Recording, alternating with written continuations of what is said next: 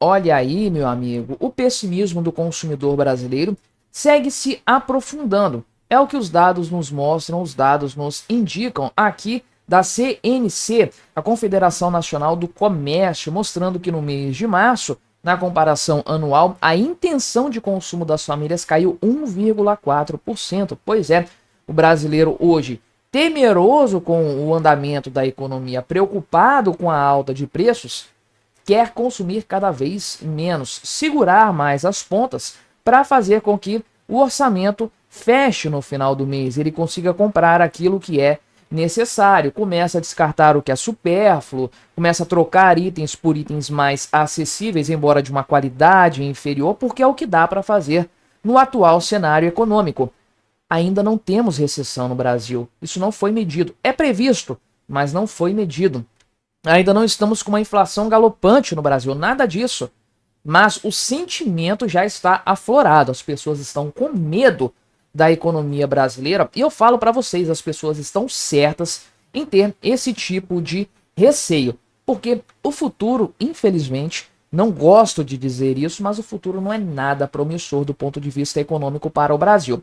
Vamos conversar então sobre esse tema aqui, mas antes não se esqueça de se inscrever no meu canal, se você ainda não for inscrito, e se você quiser colaborar ainda mais com o meu trabalho, você pode se tornar membro patrocinador, com valores a partir de R$ 1,99 por mês, você me ajuda bastante dessa forma, pode ter certeza disso. E bem, o índice é mais puxado para o lado das famílias pobres. As famílias pobres hoje estão num patamar de desconfiança, de acordo com os dados da CNC. Os mais ricos ainda estão num grau de confiança com o consumo, caiu também. O que mostra que o mais pobre está sentindo mais os efeitos econômicos do desgoverno Lula. É importante frisar isso, o governo Lula prejudica mais a fatia mais pobre da população que a fatia maior, obviamente. Justamente aqueles que o governo disse que iria proteger, que se preocupa e tudo mais. O Lula está quebrando as famílias pobres do Brasil. Mas o que nos diz esse índice? O ICF, Intenção de Consumo das Famílias. Bem, todo mês a CNC faz a averiguação disso aí, de como que está a intenção, como que essa pesquisa é feita e chega nesse patamar, tem lá a metodologia e tudo mais. Só que o resultado final do ICF, desse índice, é um valor aqui numérico, que é um número adimensional, né? Não tem uma dimensão aqui exatamente, só que se ele estiver acima de 100 pontos, então nós estamos na zona de satisfação. Ou seja, as pessoas ainda estão otimistas.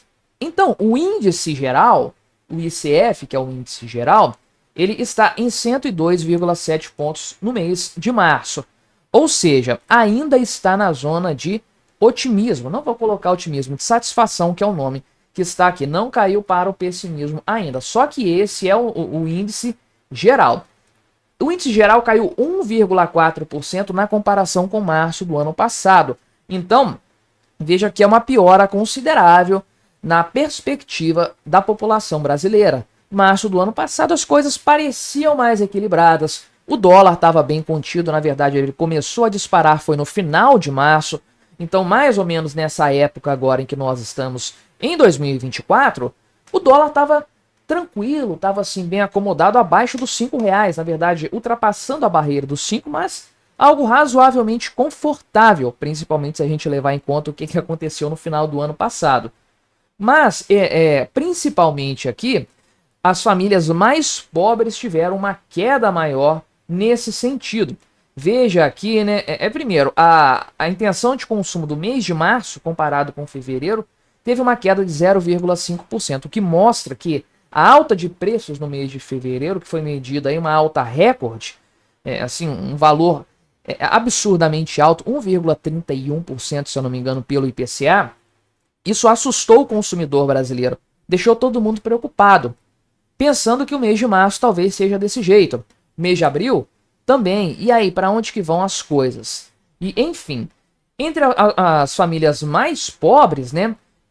Aqui, se você considerar uma renda abaixo de 10 salários mínimos, que, caramba, né? Não é ser muito pobre também, né? Se você tem 9 salários mínimos de renda mensal, a sua família, não é exatamente uma família pobre. Se você olhar os dados aí do governo, isso é classe média alta, né? sei lá, talvez até classe alta, ganhando aí seus 12 mil reais por mês no núcleo familiar. Mas enfim, para esse pessoal aqui, e obviamente isso contempla a parcela mais pobre da população, eu gostaria de ver um retrato aí do pessoal, digamos que vive com uma renda familiar abaixo de 5 salários mínimos para ver, mas esse índice, né, esse número alcançou 99,8 pontos. Então está abaixo dos 100 pontos, e isso aí entra no espectro de pessimismo novamente. Isso aconteceu lá em novembro de 2024, que foi quando teve aquela disparada do dólar que nós acompanhamos o início daquela disparada. Então, hoje a população brasileira está novamente pessimista com o futuro econômico. Novamente, porque esteve em novembro, e população brasileira porque a maior parte das pessoas se encontra nesse patamar. É curioso aqui ver, né, que os homens tiveram uma queda no consumo, na intenção de consumo, aliás, bastante elevada, 2,4%. As mulheres, na verdade, né, tiveram um aumento na intenção de consumo de 0,2%.